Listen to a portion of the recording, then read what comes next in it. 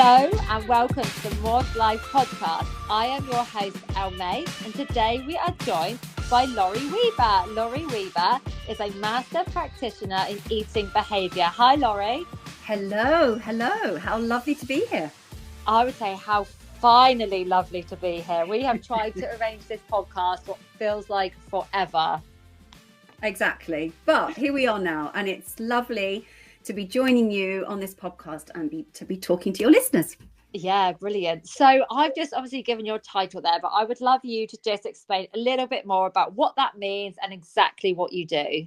Okie dokie. Right. Well, oh, crikey. So what I basically do is help anyone that has an unhelpful relationship with food. And you and I both know what that is all about. And maybe I'll talk a little bit about that later. But basically, through coaching and through very dedicated, targeted, personalized coaching, understanding why someone has a troublesome relationship with food. And that might be what we term disordered eating. So, for example, someone who is always either on a diet or overeating. So there's a real extreme. So they're not sort of living in a, inverted commas, normal way around food. And that is causing issues probably with weight, with how they feel about themselves, and trying to sort of unpick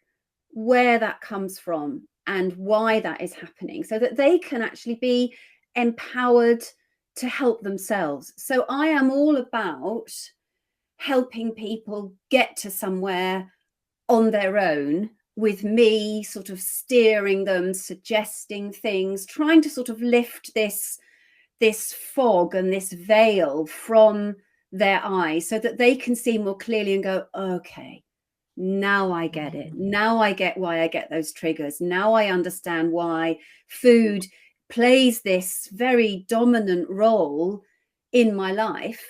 Because in all of these, basically in any issues, problems that people have, I believe that if you can understand it, then you are at least halfway there to be able to being able to do something about it. And if I'm creating someone who is empowered, then that means that they can go on and continue that long after I've finished holding their hands and helping them through that. And so I do that through one-to-one coaching, but I also do that through an online program, which has all the content available through an app, and then I just support them on a less frequent basis. So that's essentially what I'm about, taking people from a very difficult place to somewhere which is much more comfortable and easy for them to live in.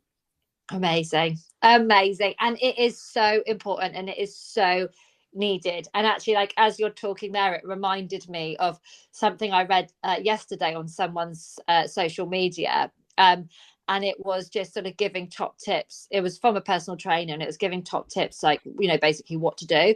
And it said, stop eating at 8 p.m. And I read it and I thought, well, that's all good and well. You want to tell someone to stop doing that. But people need to understand why they're eating at the night. People need to understand how they stop eating at 8 o'clock. And what we know, and I'm not even saying that's the right thing to do. I'm just saying off the back of what they were saying. But I was like, all these people will just go, okay, and then they'll try and work really hard to stop eating at a certain time. But obviously what they don't know is psychologically what's going on inside of them to make them want to do that or need to do that. Well, yes, exactly. And also, that's just giving them an arbitrary rule for them to kind of feel a bit more secure about the fact that maybe they're doing something right that's going to help them lose weight or stop them binging and stuff. But you're not, but that's not empowering that person to make their own decision. That's like, that's sort of substituting a diet rule with something else. It still means that person is actually acquiescing to a different authority, a different set of rules, rather than creating their own pathway, understanding themselves and saying, well, what actually works for me? Am I going to choose to do this, or actually does that not work for me? So I just believe that everybody's relationship with food, everybody's eating pathway is unique, and you have to find one that works for you. So I'm not about saying, well, you must eat breakfast. Okay, well, there are lots of studies out there that will say, well, eating breakfast can avoid having a mid-morning crash, and you then don't reach for a donut or something. So that does exist. But for some people, they're not hungry until 10, 11 o'clock, then maybe that is their breakfast, because it's break fast. That's the whole point. You eat at time, after having slept, that actually works for you. And I just think this is so important, to actually break that dependency on somebody else's rules. And of course, that's why the dieting industry is worth so much money, because there are all these processes and rules and guidelines, and this is what you must do in order to lose weight. And people like us, you and me, we've both been through it, just get so reliant on somebody else's rules. And that's what I really want to try and break, so that people have that courage to say, I don't need that book. I just need to understand some of the science, some of the nutrition, and my own preferences to create a way that is more normal, natural, relaxing, calm in my life, that means that my weight can stay steady. I don't restrict, I don't binge, I look after myself. 80% of the time I'm trying to nourish. Sometimes if people are going out for a pizza, I jolly well have it, and wasn't it lovely, without beating myself up about it. That's what I really want to try and foster in the people that I work with. Yeah, absolutely. That being able to have the dependency on yourself. And I think we live in a world where we depend on other people so much. We depend on other rules or programs, or, and I'm sure a lot of people do actually take on these diet plans or whatever it is, or regimes in the gym, just so that they feel like they have control over something, like yes, for the results, but also they just feel safer following something that somebody else is telling them to do, because they can't trust themselves. Yes. And we're not saying, oh, that's really, really wrong, you're terrible for doing it, because you and I understand that. I mean, God, I can remember being absolutely wedded to my Fitness Pal, and everything I ate I had to enter, and every time I moved my body I would be searching, how many calories that I burned up, which of course we know is completely bonkers, because an app has no understanding of your metabolism and how quickly or how slowly you burn calories. It's so arbitrary, it's just completely worthless. But I can remember actually messing about with the figures, so thinking, right, okay, well, if I maybe I only had half an ounce of cheese, I didn't really have an ounce, so if I just make that half, and if I run up and down the stairs 5 times, and that'll take me underneath my 1,000 calories for the day. And I sort of look back on it and think it was a real madness that was going on. But at the time, I trusted this app, this thing, to give me the results that I wanted. I kind of let go of all my empowerment, all my faith in myself, into this thing that really couldn't do half of what I thought it was doing for me. And it was so restrictive and binding, and I think that the longer we do those kinds of things for, the longer we are really enmeshed in that kind of life, the harder it is to feel confident to actually break away from them. And I'm sure that you've had clients who've said, well, how will I know what I've eaten? How will I know how many calories? How will I know what is happening? And that's one of the hardest steps, I think, for people to take, to actually have that trust and understand that to find a normal, happy life with food takes time And you may well put on a little bit of weight before you start to lose it. And of course, that's really scary for lots of people. Yeah. Really scary. But if you get to a point where actually you are living without the diet and without the app and without the fear and without the recrimination, and you may be a bit heavier than you maybe used to have as an ideal, boy, it's absolutely worth it. Boy, is it worth it. You know, just to live without all that constant narrative in your head, isn't it, Elle? I mean, it's, you know what that was like. And it's like you sort of let go of this thing that's been absorbing so much of your energy, so much of your time.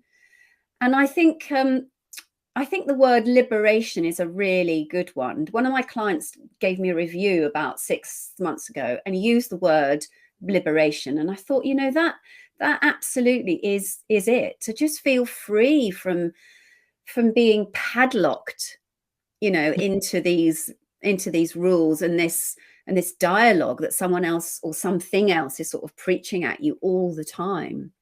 Yeah. Oh, it's actually like a living hell, isn't it? And the eating has the nickname of the life thief, and it really does. It steals your life and every single aspects that you never thought were connected. And yeah, it's kind of torture. And I think more so now than ever have I got clients saying to me, I don't want to do any more of these kind of like 12-week blitz plans and all the rest of it. I just want to heal my relationship with food and just figure out the weight bit afterwards, because I'm just done. I'm so exhausted. I know. And for a lot of people, you don't even know what the answer will be with your weight, because you've been dieting for so long. Your metabolism is so messed up that actually you've got no idea. Yes, you may gain weight, maybe you won't. Like, who knows? What me and know is that, restriction and heavy restriction over long periods of time can cause great weight gain. So it's kind of like, try it. Yes. Yeah, exactly. And there's so much evidence out there, isn't there, that restriction causes overeating. And actually, if you can find just a normal, balanced regularity of eating, that actually your weight is far more likely to stabilize, because your body's not trying to hang on to whatever fat you've got, because you're throwing it into famine mode every 5 minutes. And there's now so much science to support it, and I think that's quite helpful for our clients to understand.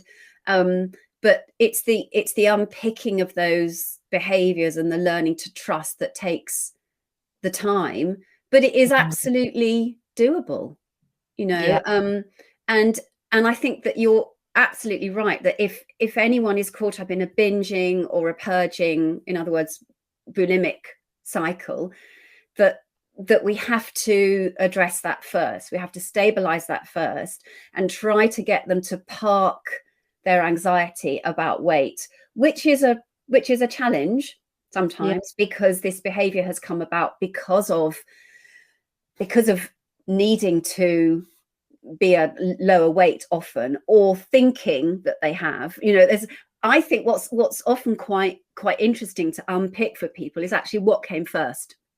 Whether they started overeating first as a form of comfort, and then because they put weight on, then they started dieting, or they started purging, or whether the dieting came first because they perhaps had some sort of anorexic style voice and some body dysmorphia, and then actually that then created the binging episodes and then the purging episodes, or that, and I think to sort of understand the order of things is quite interesting, both for me as a coach, but also for them to try and unpick.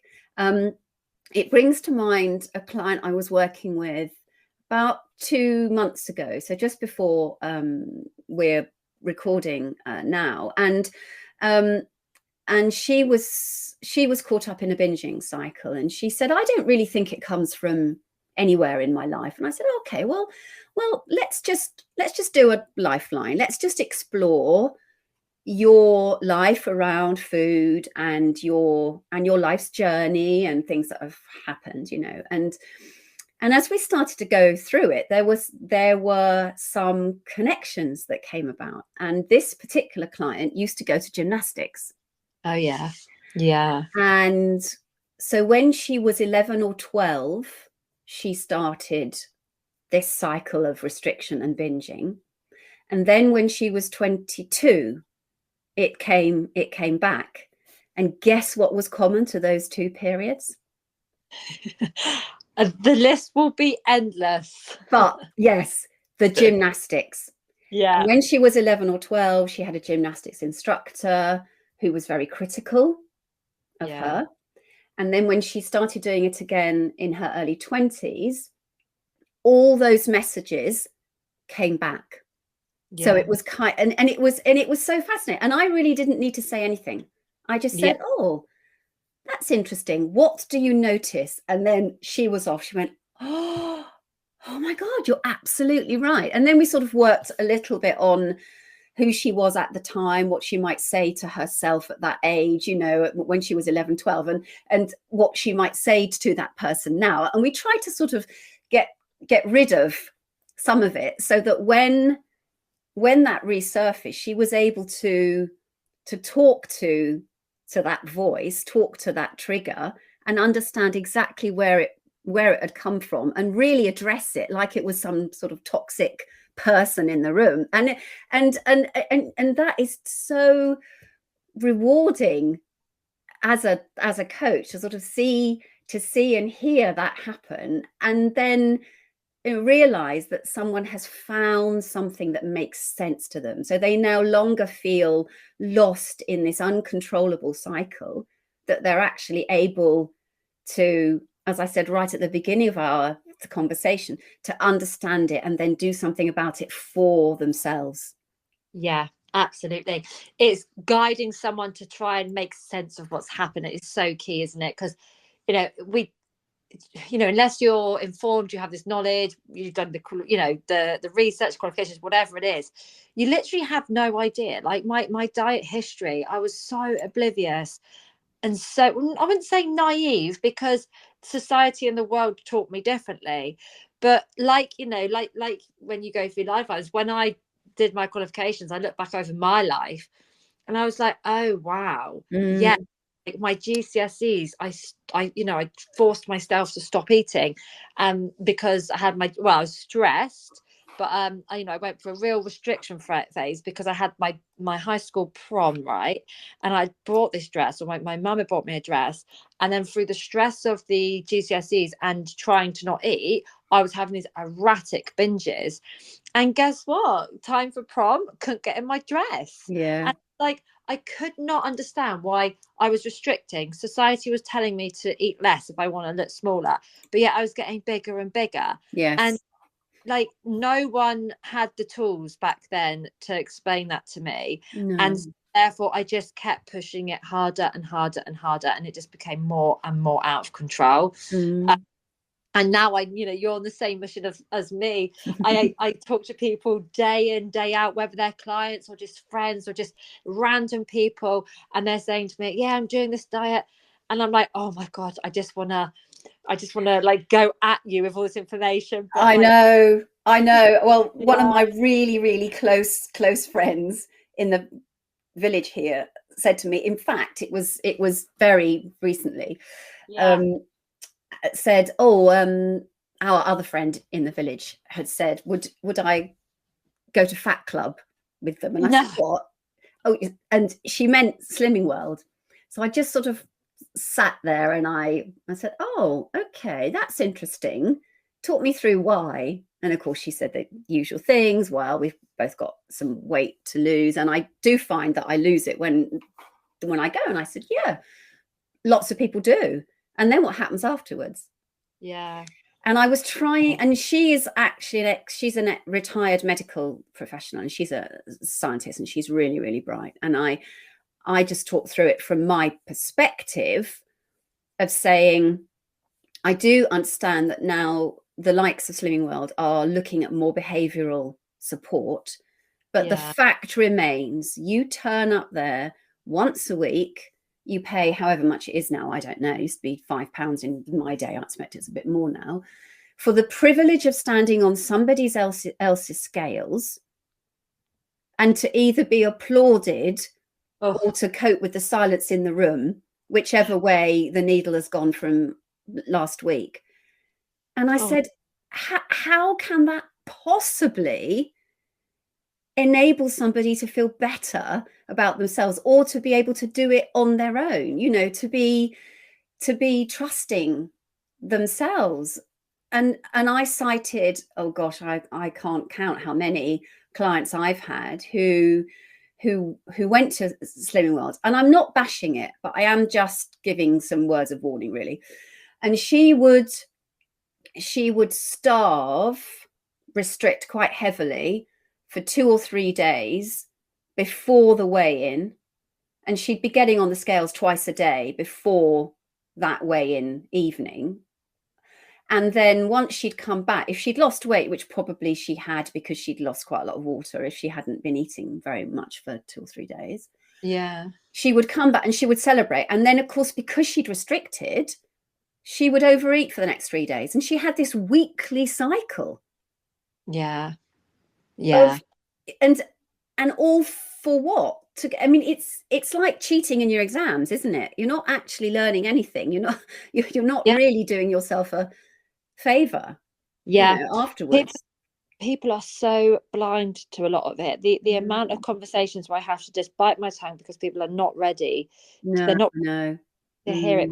The amount of people that say to me, I'm doing this, it's working amazing. I'm, for example, I was talking to someone the other day, a water diet, and and the fasting for days, and so okay, and then like I kind of leave it there, and like a bit later on a conversation comes up, they're actually feeling awful, they're absolutely knackered. Like, could it be related to that? Oh no, no, that's working amazing. I'm like, and actually when we can be so sucked into these things so easily, but actually when you take a step back and say, okay, well, my energy levels are, I'm exhausted. Okay, could that be a contributor? My mental health is, taking a battering. Could that be connected? And what's scary for me about the diet industry now is, it used to be very much promoting being slimmer. But if you are slimmer, you are happier, all the rest of it. Things have changed a lot, but now so many are kind of like seen as medical in disguise. So gut health and, if you fast, this is going to be better for your organs, all the rest of it. And as again, you and me know from our training, there is truth in something. There will be some sort of medical research where it does benefit someone with some sort of condition or struggle, but now everyone's doing it kind of mainstream, even if they had no initial symptoms of what the diet was originally kind of designed for. Yes and I think that part of our job is also to be compassionate and to encourage people with difficulties with food to forgive themselves for any choices that they've made, because you and I are not about to start saying, that someone is stupid because they're going to Slimming World. We did it, and we did it because it's a very powerful message.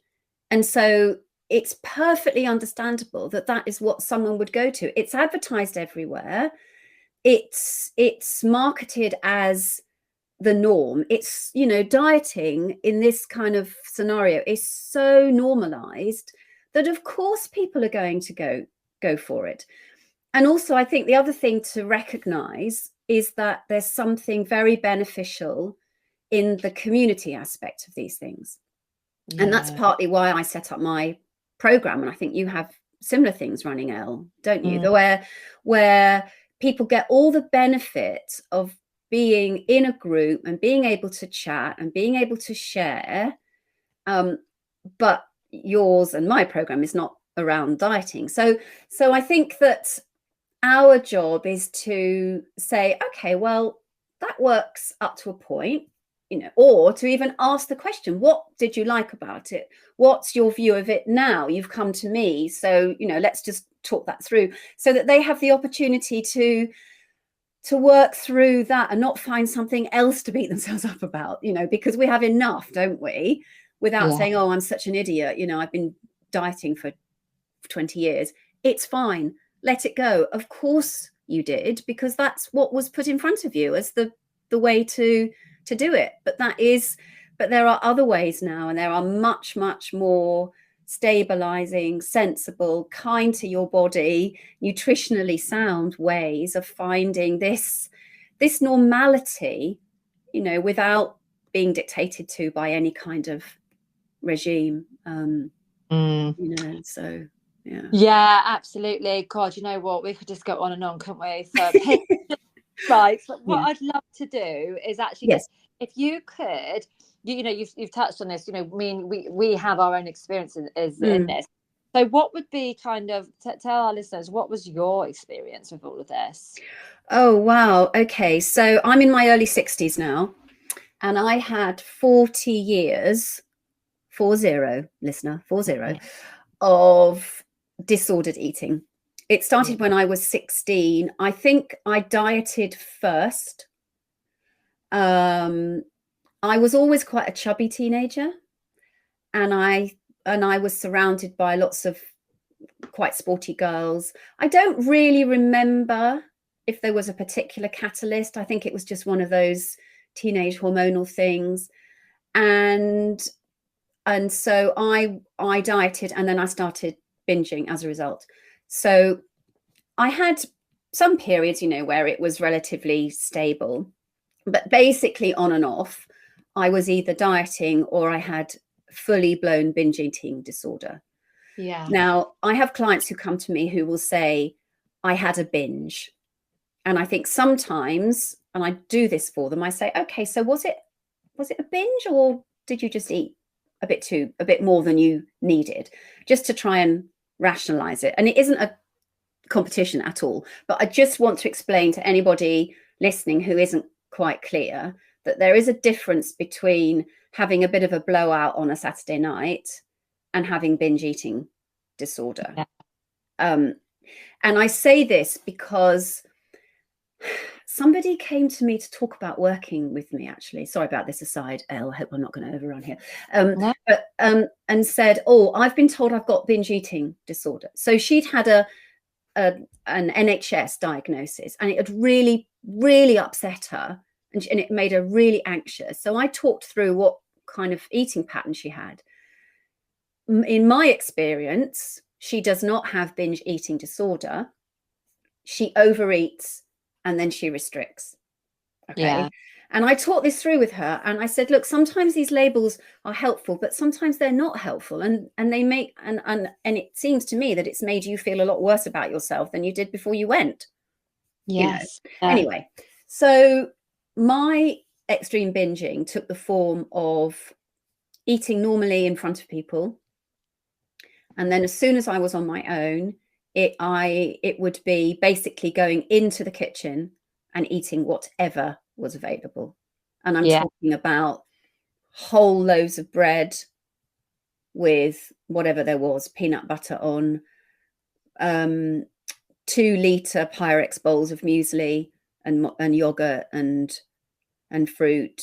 And then sometimes going out in my car, so finding an excuse that, you know, that the car needed petrol, and going to the service station and buying 6 or 7 bars of chocolate and probably a big bottle of water and some coffee, and eating most of those before I got home, or maybe smuggling a couple in my pocket and sticking them down the sofa.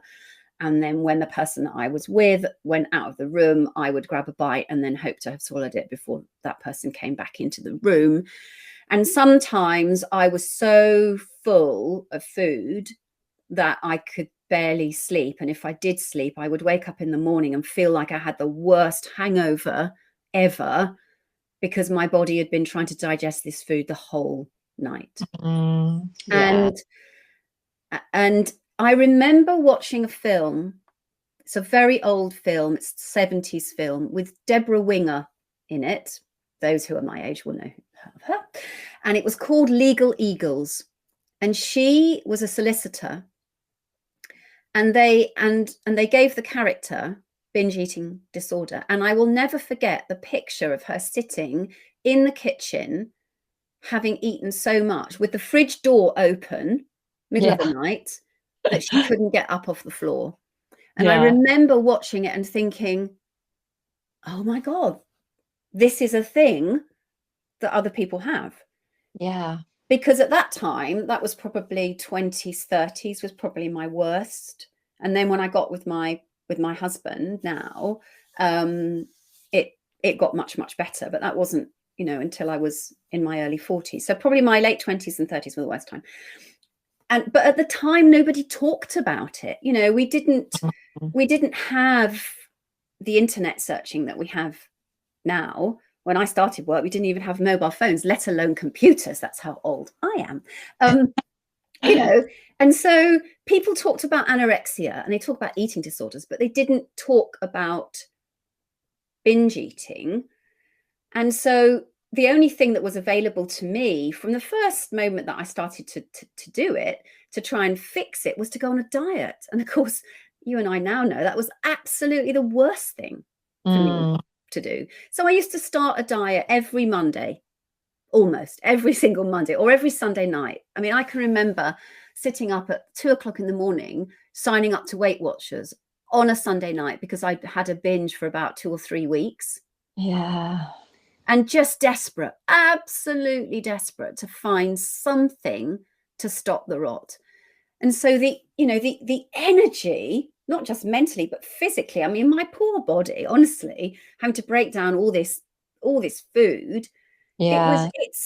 It's a wonder actually that I was able to function half the time, really. Yes. Yeah. Yeah. And then it got better from my 40s, but I was still in this dieting, overeating cycle. And there were a lot of trigger foods around me. And then I got to my mid 50s. In fact, I got to 56 and I realized I'd be doing it for 40 years. And suddenly, because in my other job, I was a corporate trainer and coach, and I'd done neurolinguistic programming. And I thought, come on, you must be able to do this for yourself. And I'd been starting to read about intuitive eating and mindful eating and about the negative aspects of dieting. And I'd always been interested in nutrition anyway. And so with the help of lots of reading and working on myself, like I was a third party, actually, I was able to heal my relationship with food. I'm probably half a stone, maybe 10 pounds heavier than I tried to be when I was in that cycle. And boy, am I happier, much happier. Yeah. And when you get to my age, you're quite grateful for a little bit of natural Botox, I might say. And so having done that, and having known the struggle that I'd been through for most of my life, I then decided I really wanted to help other people. And so, here I am now with the Mindful Eating Clinic, able to relate to almost everything that can be put in front of me, really. And so helping people get over the binge eating, understanding bulimia. I didn't do that for very long. I wasn't very successful at it. Had I been successful at it, who knows? It could have been a lot worse. So in a way, I'm quite grateful that I didn't take to it, because in my mind, it would have been the solution to everything. But as you and I know, the purging doesn't get rid of what you've eaten. So here I am, much, much happier. I have a free life with food. I don't question what I eat. I'm mindful nutritionally.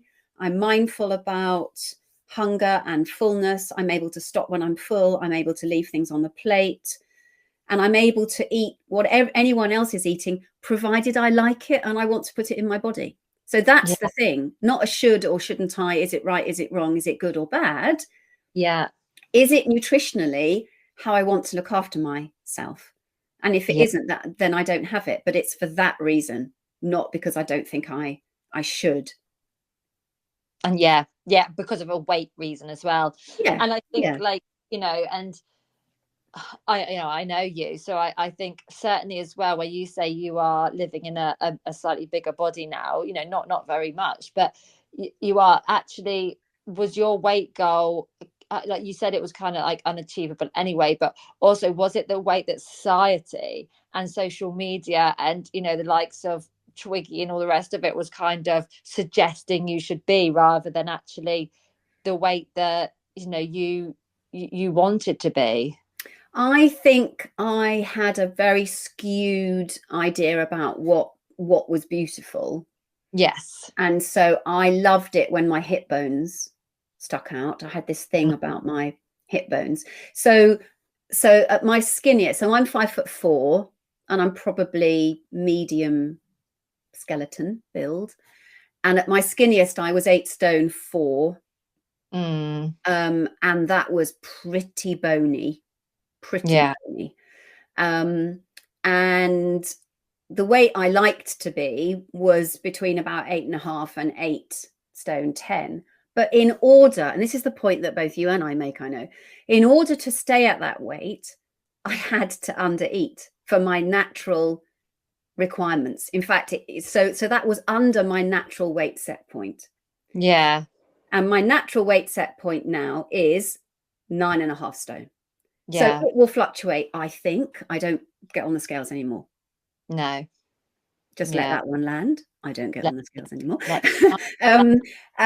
So I don't know. I mean, there are times when I put these trousers on this morning. I thought, that's slightly pinchy, probably because of Christmas, but it doesn't freak me out because I get back to normal. And I know that I probably weigh today, I probably weigh 9 stone 10. I don't know, probably. But I know that it will come down once I get back to my everyday routine. But I don't get anxious about it at all, because if I got anxious about it, I would diet and then I would end up overeating given 2 or 3 weeks time. So I absolutely know. And even though sometimes I might get that little voice that says, I think maybe, I go, no, thank you very much. I don't do that anymore. And off we go. Yeah. It's so similar to me. Thank you. Hiya. I hear you. I know it doesn't benefit me anymore. Like, what's the long-term consequence of that? Like, absolutely. I think that talking to yourself, that narrative of fighting back and you know, not fighting back it, you know, because you need to kind of have a sane conversation with yourself where you're actually coming to a conclusion. So yeah, like sometimes I just go like, oh, shut up to myself. But actually what worked better was me saying, okay, you want to do that, but what happened last time you did that? Yes. And really like I was a child, like, okay, like as a 3-year-old, like, okay, that's what I used to do. I think that's a very good analogy. And I say to my clients, you've got to retrain your subconscious mind because it doesn't understand. Yeah. It hasn't read the manual of this part of your life. It's still reading the manual of 10 years ago. Yeah, which is embedded in you. Because it's trying to do what it thinks is familiar, what it thinks is helpful for you. And I know that one of the biggest things that helped me stop binging was to separate my behavior from who I am. And I say to my clients, the way you eat is something that you do. It's not something that you are. Yeah. And I think that once people get to grips with that you can almost see the pressure fall away from them. And I said, like anything else that you do in your life, you can change it. You can do something different. And that's what we're going to be doing, you know, and that all of a sudden that behavior then is at arm's length. They're not painting themselves with this very unhelpful, punishing brush anymore. Yeah. And then they're able to tackle it like it's an external project. Yeah, definitely. Those labels, I'm a binge eater, I am, you know, this and that, so powerful. We have no idea. You know, and it's same with like, you know, again, like, I don't know whether I've noticed it more now I have young children, but my daughter said to me the other day, I'm shy. And I was like, no, you're feeling shy. You're not shy. Yes. And I was like, God, actually, just your approach to yourself as an adult, healing with any food, body dysmorphia, anything like that, go back to remothering yourself, like literally treat yourself as a child, like and actually when I do, I tell my clients that, and you know, I do it to myself, and actually it does work. Absolutely. It is Yeah. powerful. It's all about nurture Yeah. and nourishment. That's what I Yeah. say. The two ends, nurture and And nourish, and you'll right, be fine. that's the name of your next program. Yes, it is, Elle Mace. Absolutely. Nurture Yes. and Yes. nourishment. Thank you Yeah. so much. I can't believe we've even just banged out like 40 minutes. Oh, I know. It's crazy, isn't it? I Yeah. know, it's mad. But thank you so much. Oh, And my pleasure. My pick up absolute pleasure. again. Yeah. Where can people find you? Okay, so they can find me on my website, which is themindfuleatingclinic.com. They can find me on Instagram, The Mindful Eating Clinic. I'm also on LinkedIn, Laurie Weber. And if I'm not quite sure when you're going to put this out, Elle, but anyway, but my Mindful Way program runs in January and then in the summer, June, July. So I have two intakes of that online program, and then there's information of my one-to-one services on my website. You can always come on and just have a half an hour chat with me, and I'll just check, you know, that I'm the right person to help you and that you like me. So I can do that anytime, and there's no pressure at all. I am here to help. I'm here to help people not have the journey that I had. There we are. Amazing. So powerful. Well, thank you so much, Laurie, and no doubt I'll be speaking to you soon. I expect so. Thank you, Elle. Bye-bye. Bye.